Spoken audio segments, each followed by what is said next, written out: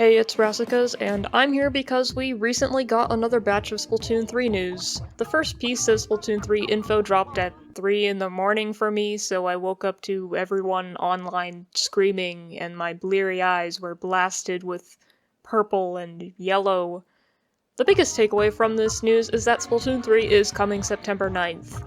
That's later than what I and surely others expected for a release, but I guess that gives the Splatoon team more time to polish the game, and I'm glad to finally have a date to look forward to. Also, I'd say one of the best piece of news to come out of this update is something that wasn't even outright announced, but rather dug up by Oatmeal Dome and Thomas Net MC. Splatoon 3 will not be region locked, as in no more Japan exclusive gear that's inaccessible on Nintendo of America, Nintendo of Europe cartridges, and if Splatfest still exists, then maybe it will all be global themes. And what I'm personally excited for is that I'm hoping this means it will be possible to switch languages like you can with Animal Crossing. I want to be able to use the same Splatoon cartridge to play in Japanese and in English, and now maybe that's possible. Much of the other new information that we got is related to gameplay, as in, we got to see for the very first time an entire match of Turf War in Splatoon 3. If you've been to my channel before, you'll know that gameplay analysis is not in my wheelhouse, and I'm not going to talk about how strong I think the new specials are, or the impacts of Squid Roll on gameplay. I'm here to talk about the tiny little details that less people care about. Mainly stuff from the Fancy New Splatoon 3 website and from the Splatoon Twitter. I want to bring up a couple things that were potentially noticeable in early trailers, but are now easier to see or went unnoticed for a while, and I haven't talked about it before, so I'll talk about that here. First, I'm gonna get some of the more talked about stuff from the trailer out of the way. Yes, we have some new sub-weapons, as can be seen by the icons, and of course we have some new special weapons, such as the Ink Vac, which sucks up ink to charge a large shot. It is made by a brand with a dolphin logo, which is the same company that makes the nozzle noses. We also have the Triple Ink Strike, which is a rework of Splatoon 1's Ink Strike, where you can throw these 3 homing ball things, and Ink Strike missiles will follow where you throw them. The design of the special is based off of a pencil case. The missiles are pencils, and the little homing things that you throw are actually pencil sharpeners.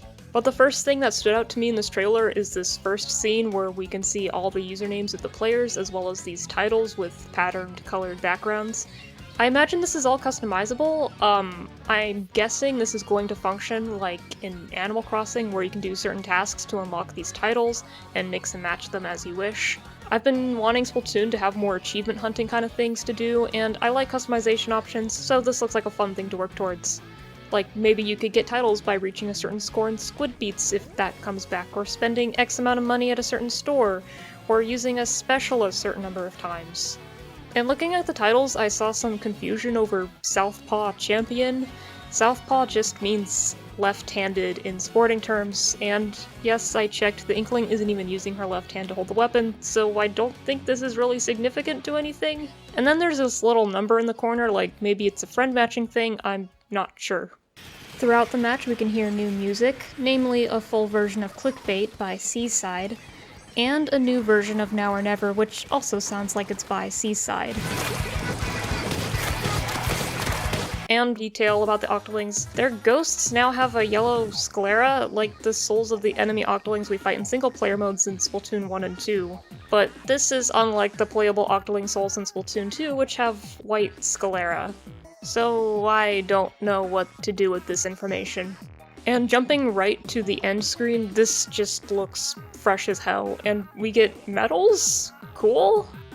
Regarding the brush victory animation, on New Year's the Splatoon Twitter released this little video and people were guessing that's the brush victory animation, and now we see it sure is. Notably, we see it's an Inkling doing this animation in the New Year's video, but in this footage an Octoling is doing this exact same animation, so maybe unlike Splatoon 2, there won't be separate win and lose animations for the Inklings and Octolings. And while we're here, a minor thing of note, Splatsville is not as far inland as we may have assumed. It looks like a coastal city with Eeltail Alley on top of the water. And no, I did not forget about the Judds, but I will talk about them later on. Alright, now to move on to the Splatoon Twitter, where they've been drip-feeding information about gear and weapons. Very important bit they've dropped here is that all main weapons will be returning at launch, so it's not going to be the same nightmare that Splatoon 2 was at launch. There's supposed about 2 returning brands. The first of these is Crack-On, and oh my god, it's me, the ink color, the spiky hair, the glasses. Cool. Okay, I hope dark green ink is a normal color now, and speaking of ink colors, this, again, is something many have already figured out, but now it's even more blatant, that the tentacle colors will have the opposing team ink colors at the tips. We had these nice colored tentacle gradients in Splatoon 1, but it didn't make it into Splatoon 2, so it's a nice visual thing to see return. And interestingly, it seems there was possibly a plan to have these color gradients in Splatoon 2, as this texture extracted from the shooting range in Splatoon 2 shows an inkling with a color gradient on their tentacles from orange to pink. Back to the image, one new piece of gear we see is a sweatshirt with a manatee on it. Bringing this up as I was asked about it because I made a whole video about marine mammals being extinct. Marine mammals are still extinct and this changes nothing. It seems like this is just supposed to be a parody of the Ralph Lauren polo bear. The second of these returning brands is Takoroka, which, like Crack-On, has been present since the first Splatoon game. Moving on to the next promotional image, I'm really interested in learning about this brand, with what looks like a blobfish smiley face as a design.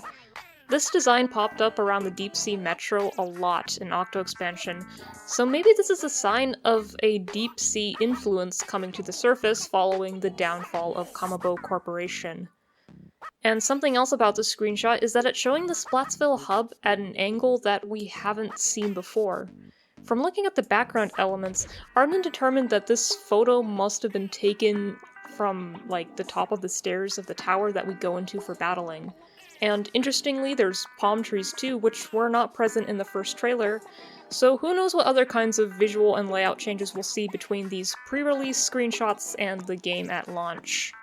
And now we've assumed for some time that we're going to get eyebrow customization, and at this point there really is no doubt about it because in all these promotional images, we're seeing even more eyebrow options that we have not seen before. One other piece of news is that we now have a spiffy Splatoon 3 website in Japanese, featuring several new renders.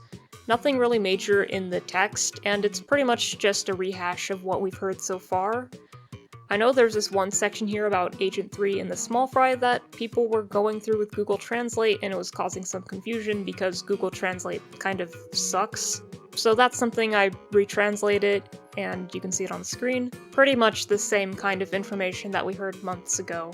I've seen concern over the phrasing evil Octarian army like if it's an English localization only thing, but no, they've been calling the Octarians evil in promotional materials for Splatoon 3 in Japanese as well, ever since the Return of the Mammalians trailer.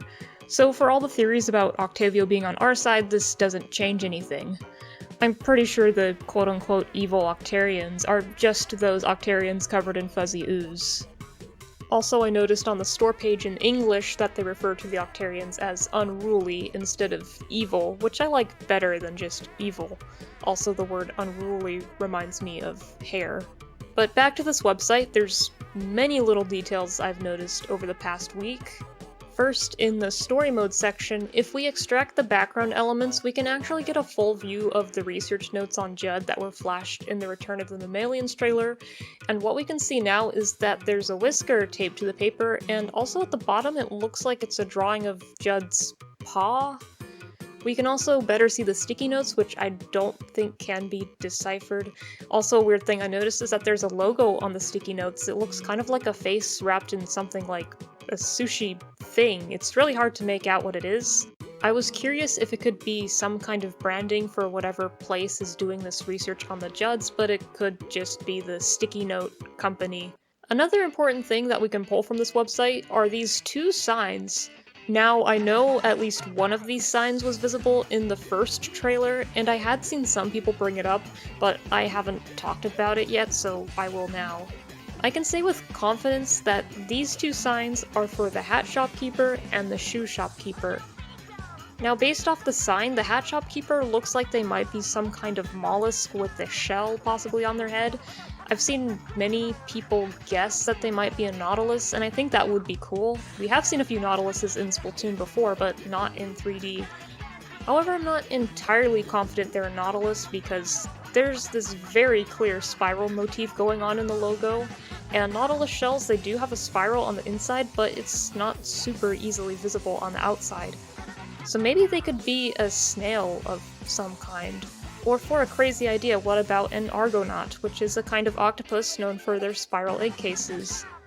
Or perhaps this character will keep with the theme of symbiosis that's been going on for the past 2 hat shopkeepers. But there isn't really anything that has a spiral shell and also has this symbiotic relationship that jumps to my mind. Closest thing I can think of is like a hermit crab, but that's not really symbiosis, that's a commensal relationship. But anyways, this is one of those things where all we can really do is throw a bunch of darts and see if anything lands. As for the shoe shopkeeper, I'm pretty darn sure they're going for a coconut motif. There is a palm tree in the logo, but not only that, but the text kind of looks like the word coconut in Japanese, but in a weird squid gibberish. It may sound like a reach, but I can definitely see it. I even made this little diagram to show what I'm talking about.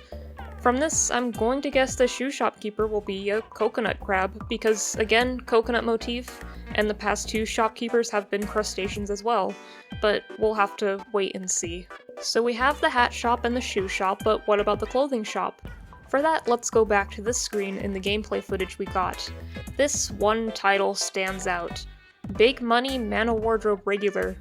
Mana Wardrobe sounds like that's going to be the name of our clothing shop, and in the Japanese version of this footage, it says Clothing Store Regular, so yeah.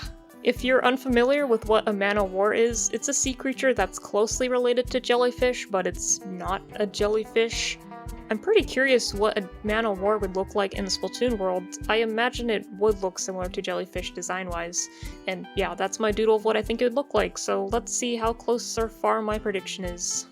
And for the sake of being thorough with the shops, I just want to quickly mention that, yes, Ammonites is coming back for Splatoon 3. Returning to this part of the website, this screenshot here makes me want to address something that was visible in the first trailer, yet went unnoticed up until earlier this year.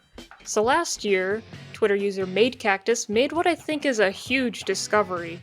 They deciphered SquareScript. SquareScript is the unofficial nickname of this font that appears very often in Splatoon, mainly in chunks of text that aren't meant to be read by the players. But now that the script has been cracked and we know what symbol corresponds to what letter, there are places where the text actually says something. And this street sign here is one of those places. If we look closely, it reads Bankata Street SD. Bankata is the Japanese name for Splatsville, and SD might be shopping district. It really looks like they revealed the name of our new hub world in text that we were not supposed to read. In Splatoon 1 we had Inkopolis Plaza, in Splatoon 2 we had Inkopolis Square, and in Splatoon 3 it looks like our hub world will be named Splatsville Street. And right below this section there's a tiny detail I found. There's this theory I've seen floating around that we'll have some kind of cell phone interface to watch the news or to navigate menus, as unlike Inkopolis Square and Plaza, we don't have a giant TV screen in our hub world. And then in this promo image, we see new Agent 3 holding a cell phone. Now here's something to add more fuel to that fire. This is the top bar of a cell phone. I've increased the contrast to make it easier to see. Next, on to the Salmon Run section, where I thought nothing was really of note until I saw this emblem. This is a variation of the Ammonites logo. Why is this noteworthy? Well, because everything in this section of the website is directly related to Grizzco or Salmon Run. We haven't heard of a single direct connection between Ammonites and Grizzco ever before. My crackpot theory of a Moses Schellendorf running Grizzco suddenly has a lot more weight to it. Well, not really. My best guess for what this means is, well, we haven't gotten any info yet about how Grizzco acquired all their weapons.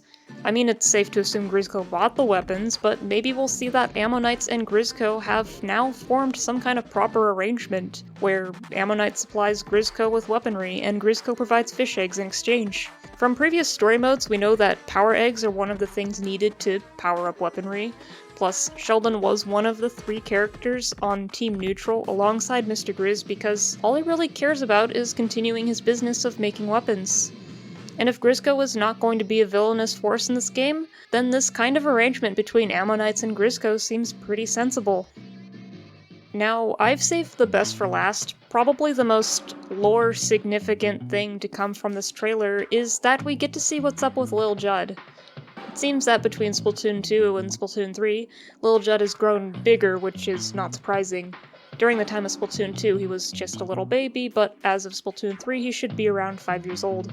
But also he's very fluffy, which is a little odd, and what's very odd is that he's more brown. Brown fur, where have we seen that before? I mean, we know for sure that the Judds are going to be part of the plot somehow, with all the research on them in the Return of the Mammalians trailer. Keyword is somehow, because we don't really know how or to what extent.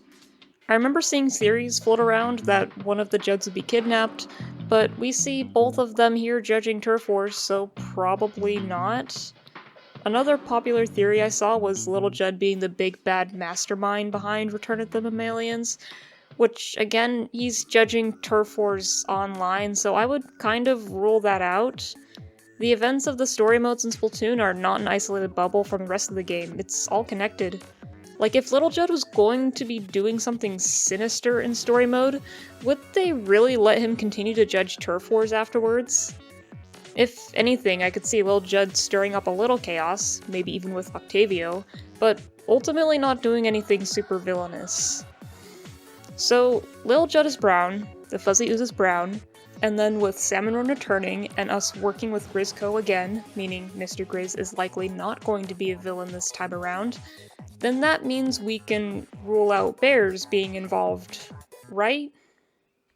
Well, that brown fur on the website is suspiciously bear-like to me. We still have the bear footprints at Arc Polaris, the active bear area signs, the spaceship ruins.